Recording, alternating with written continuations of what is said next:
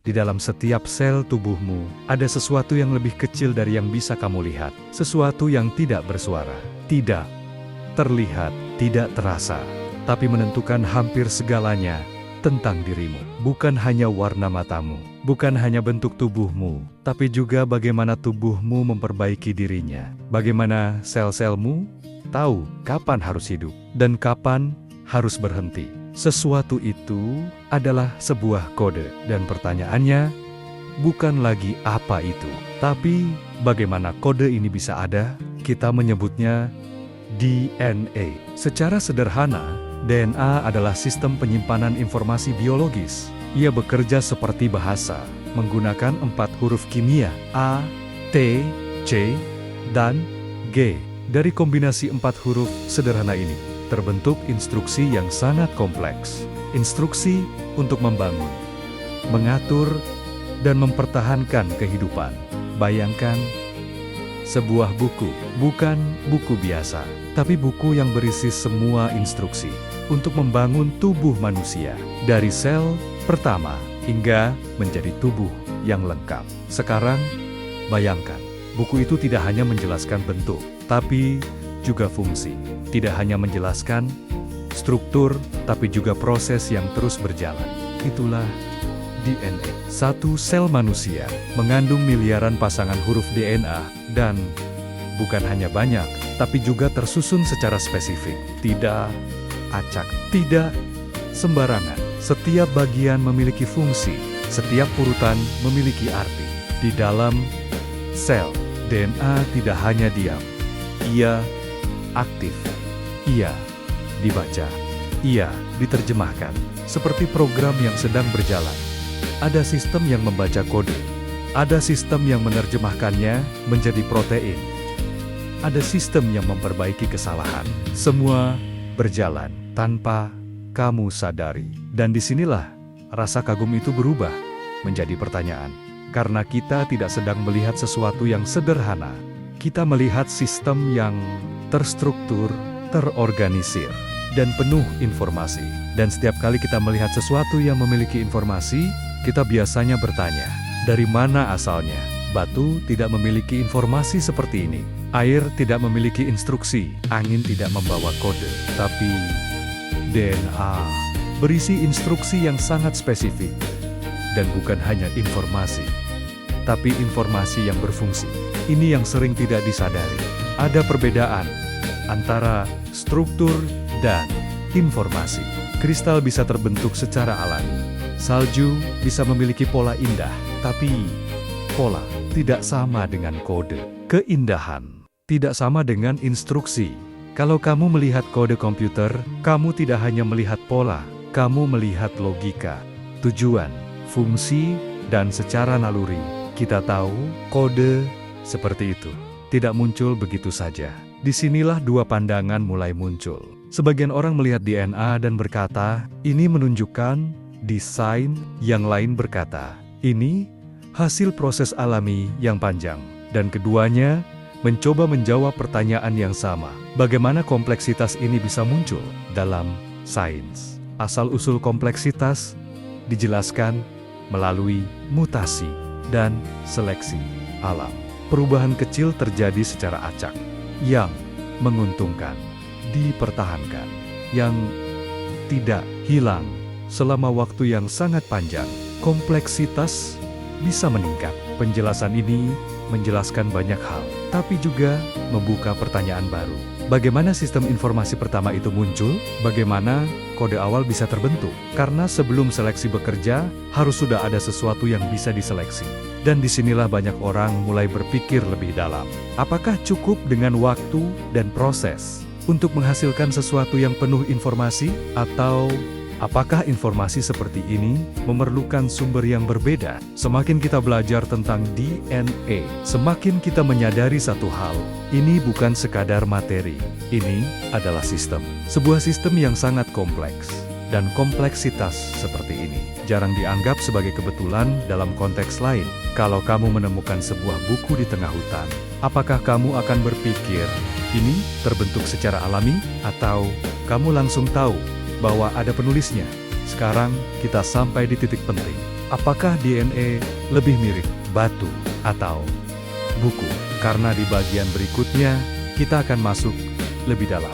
Seberapa besar kemungkinan kode seperti ini bisa terbentuk secara kebetulan? Dan kenapa pertanyaan itu membuat banyak orang terdiam? Di bagian sebelumnya, kita sampai pada satu pertanyaan sederhana, tapi tidak mudah dijawab. Apakah DNA lebih mirip batu atau lebih mirip buku? Sekarang, kita akan masuk ke bagian yang sering membuat banyak orang terdiam. Bukan karena emosional, tapi karena angkanya.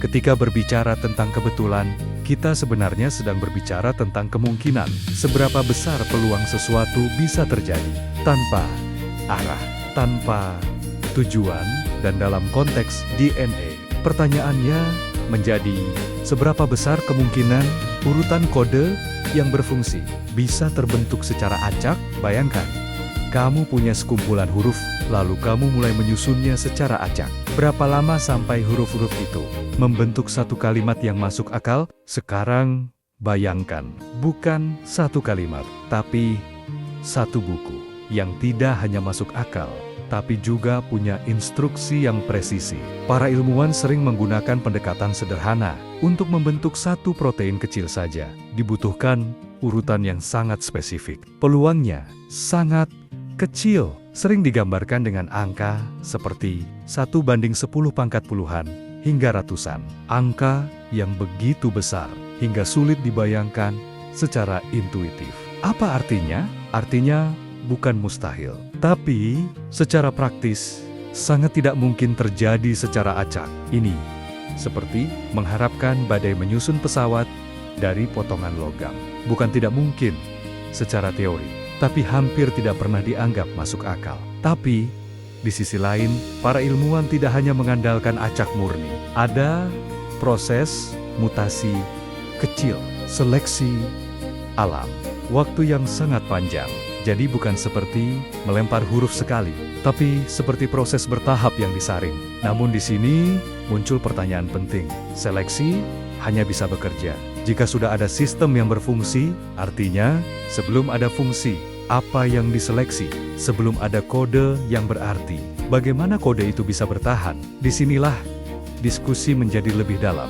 Bukan lagi soal apakah evolusi terjadi, tapi bagaimana informasi pertama muncul. Karena informasi tidak sama dengan struktur. Struktur bisa terbentuk secara alami. Kristal terbentuk, salju punya pola. Tapi informasi memiliki arti, dan arti biasanya berasal dari pikiran. Kalau kamu melihat kode program, kamu tahu satu hal, itu tidak hanya pola, itu adalah instruksi, dan instruksi selalu mengarah pada tujuan.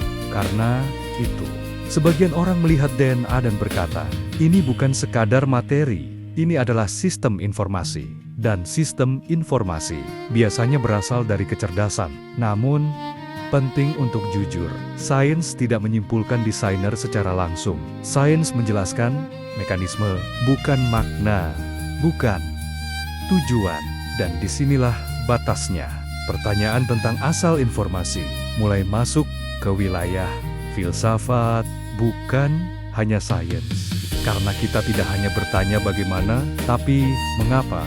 Dan semakin kita belajar, justru semakin banyak pertanyaan muncul. Apakah waktu cukup untuk menghasilkan kompleksitas ini? Apakah proses tanpa arah bisa menghasilkan tujuan? Apakah informasi bisa muncul tanpa sumber informasi? Pada akhirnya, ada dua cara melihat semua ini. Sebagai hasil proses panjang tanpa tujuan. Atau sebagai sistem yang menunjukkan adanya maksud. Dan menariknya, keduanya melihat data yang sama. Fakta ilmiahnya sama. DNA itu kompleks.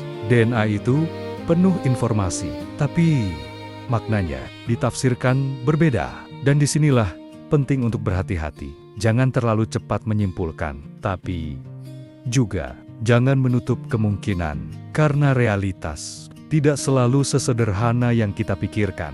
Pertanyaannya bukan lagi, apakah DNA kompleks? Semua orang setuju. Pertanyaannya adalah, kompleksitas itu berasal dari apa? Dan mungkin jawaban itu tidak hanya ditemukan di laboratorium. Karena di bagian terakhir, kita akan masuk ke sesuatu yang lebih dalam. Bukan hanya tentang asal-usul DNA, tapi tentang makna keberadaan kita sendiri. Setelah semua angka, semua analogi, semua argumen, kita sampai pada satu titik yang tidak bisa dihindari. Bukan lagi soal apa itu DNA, tapi apa arti dari semua ini. Selama ini, kita bertanya, bagaimana DNA terbentuk? Apakah melalui proses alami atau menunjukkan adanya desain? Tapi sekarang pertanyaannya berubah menjadi lebih pribadi. Kalau semua ini bukan kebetulan, apa artinya bagi kita? Ada dua cara besar untuk melihat realitas. Yang pertama, kehidupan adalah hasil proses panjang tanpa tujuan. Semuanya terjadi karena hukum alam dan waktu. Yang kedua, kehidupan adalah sesuatu yang memiliki makna, bukan hanya terjadi, tapi dimaksudkan. Dan menariknya, DNA bisa dilihat dari dua sudut ini. Sains menjelaskan mekanisme bagaimana sel bekerja, bagaimana DNA direplikasi, bagaimana mutasi terjadi. Dan itu luar biasa. Tapi, sains tidak menjawab satu hal. Untuk apa semua ini ada? Ketika kita mulai bertanya tentang makna, kita masuk ke wilayah yang berbeda. Bukan lagi hanya observasi, tapi interpretasi. Bukan lagi hanya data, tapi arti. Dalam iman Kristen, manusia tidak dianggap sebagai kebetulan. Manusia diciptakan menurut gambar Tuhan, bukan hanya tubuhnya, tapi juga kesadarannya, kemampuannya berpikir, dan keinginannya mencari makna. Dan ketika melihat DNA, banyak orang melihat lebih dari sekadar biologi. DNA terlihat seperti bahasa, bukan hanya karena memiliki huruf, tapi karena memiliki struktur, aturan, dan tujuan. Dan secara intuitif, bahasa biasanya berasal dari pikiran, tapi di sini penting untuk jujur. DNA tidak membuktikan Tuhan dengan cara matematis. Tidak ada satu eksperimen yang bisa mengunci semua orang pada satu kesimpulan. Namun, DNA bisa membuka pintu pertanyaan. Kenapa ada sesuatu? Bukan tidak ada apa-apa? Kenapa hukum alam begitu teratur? Kenapa kehidupan bisa memahami dirinya sendiri? Dan kenapa manusia selalu mencari makna? Kita bukan hanya kumpulan sel. Kita merasakan, kita berpikir, kita bertanya. Dan hal-hal ini tidak sepenuhnya dijelaskan hanya oleh kode biologis. Sains bisa menjelaskan banyak hal, tapi tidak semua. Ia bisa menjelaskan proses, tapi tidak selalu menjelaskan tujuan. Dan disitulah iman mulai berbicara. Bagi sebagian orang, melihat kompleksitas DNA mengarah pada kekaguman, dan kekaguman itu mengarah pada kemungkinan bahwa kehidupan ini tidak acak. Dan disinilah kebebasan itu muncul. Kamu bisa melihat semua ini dan berkata, ini hasil proses alam. Atau kamu bisa melihatnya dan bertanya, apakah ada sesuatu yang lebih? Tidak ada yang bisa memaksakan jawaban itu. Karena pada akhirnya, ini bukan hanya soal data. Ini soal cara kita memahami realitas. Mungkin DNA tidak akan pernah menjadi bukti yang memaksa semua orang percaya. Tapi satu hal jelas, semakin kita memahaminya, semakin sulit untuk menganggap kehidupan ini biasa. Pertanyaannya bukan hanya bagaimana kita ada, tapi apakah kita ada dengan tujuan?